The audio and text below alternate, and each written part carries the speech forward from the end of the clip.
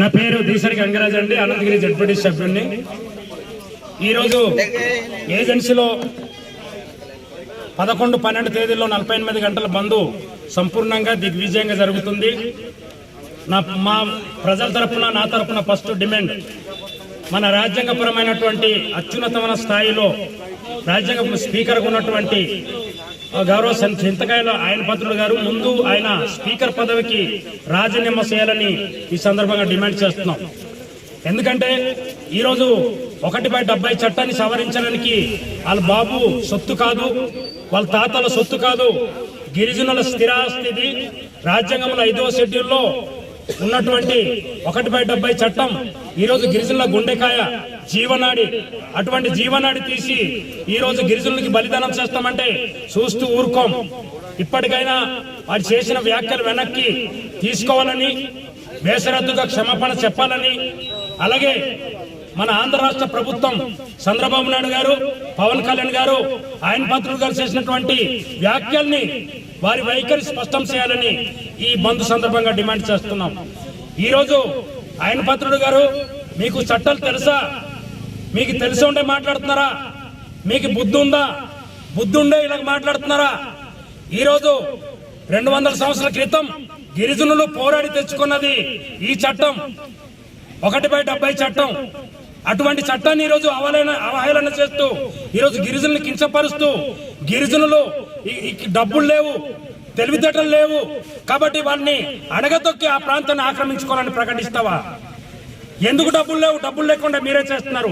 అధికారంలో ఉన్నటువంటి మీలాంటి దోపిడీదారులు, దోపిడీ మంత్రులు, మీరందరూ దోపిడీ చేసి ఈరోజు గిరిజనులకి ఆ రకమైనట్టు దారి చూపిస్తున్నారు. కాబట్టి ఈరోజు చెప్తుంది 1/70 చట్టం ఏం చెప్తుంది మీకు తెలుసా?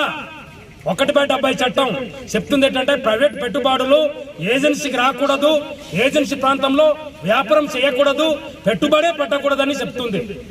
కాబట్టి ప్రభుత్వము ఈరోజు 100 కోట్లు కాదు, 1000 కోట్లు ఈరోజు గిరిజన ప్రాంతంలో అభివృద్ధి చేయాలని చెప్తుంది చట్టం. 1996లో బిర్లా కంపెనీ వాలసి మైనింగ్ లో అడుగుపెట్టినప్పుడు సమత జడ్జిమెంట్లు విన్నారా? వినకపోతే తెలియకపోతే నేర్చుకోండి. ఆ జడ్జిమెంట్ లో ఈవెన్ ఇక్కడ గవర్నర్ ప్రభుత్వం కూడా గిరిజనేతరుడే. గిరిజనేతరుడు ఏజెన్సీలో వ్యాపారం చేయడం గాని, భూములు కొనుగోలం గాని, అమ్మకాలు గాని చేయడానికి లేదు. క్రియ విక్రయాలకి ఇక్కడ చట్టం లేదు. ఇక్కడ అమ్ముకుంటే గిరిజనుడే, కొనుక్కుంటే గిరిజనుడే. అటువంటి చట్టం ఈరోజు అడ్డుపెట్టి ఈరోజు కంచె కాపలా కాస్తున్నటువంటి ఈ ప్రాంతాన్ని ఈరోజు నువ్వు చేను మేయడానికి వస్తే చూస్తూ ఊరుకోము, నిన్ను తరిమి కొడతామని సందర్భంగా హెచ్చరిస్తున్నాం. ఎందుకంటే ఈరోజు 1/70 చట్టం పరిధిలోనే రిజర్వేషన్లు ఉన్నాయి, హక్కులు ఉన్నాయి. అటువంటి హక్కులు అమలు చేయకుండా జీవో నంబర్ 3 కూడా నీలాంటి వాళ్ళ ద్వారానే ఈరోజు సుప్రీంకోర్టు పేరుతో రద్దు చేయించారు. అక్కడ కేంద్రంలో నరేంద్ర మోడీ, కిందన విశాఖపట్నం కానుకొని ఉన్నటువంటి మీలాంటి బడాబాబులే. కాబట్టి జీవో నంబర్ తీయడం వల్ల ఈరోజు మా గిరిజన నిరుద్యోగులు వేలాది మంది ఈరోజు డిగ్రీలు, పీజీలు చేసి రిటైర్మెంట్ అయ్యే దశకు వచ్చిన ఈరోజు ఉద్యోగాలు లేవు. 100% ఉద్యోగాలు ఇచ్చేటువంటి జీవోని రద్దు చేశారు. ఎన్నికల ముందు అరకులో వచ్చి చంద్రబాబు నాయుడు గారు అక్కడికి వచ్చి ఏమన్నారు?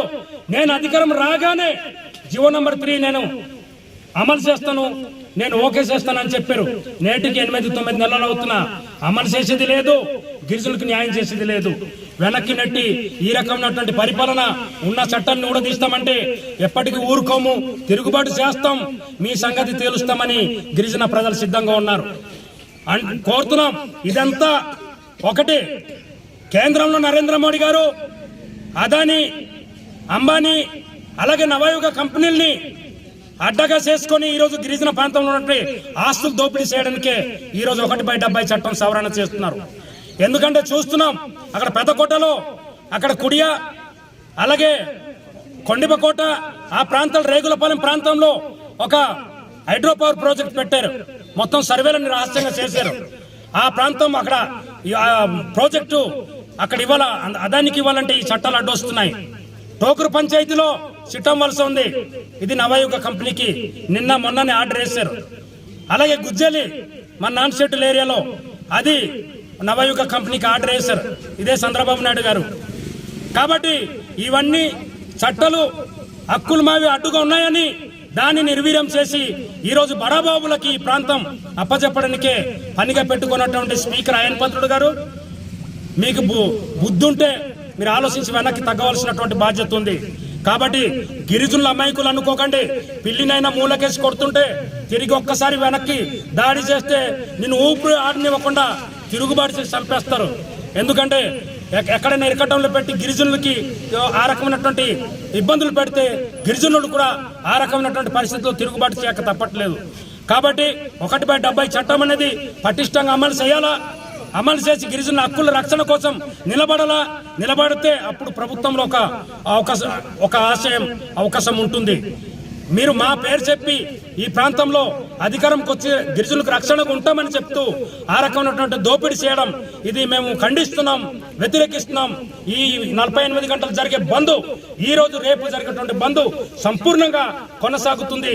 ఇక్కడ ప్రజాప్రతినిధులు, ఉద్యోగులు, ప్రజలు, అలాగే ఇక్కడ ఉన్నటువంటి యువకులందరూ ఈ బంద్లో పాల్పంచుకొని ముందుకెళ్తున్నాం. ఇకపై నుండి కూడా వెనక్కి తీసుకొని బేసరద్దుకు సమర్పణ చెప్పి తగ్గపోతే ఈ ఉద్యమాన్ని మరింత ఉద్యమంగా నడిపించి తిరుగుబాటు చేస్తామని ఈ సందర్భంగా హెచ్చరిస్తున్నాం.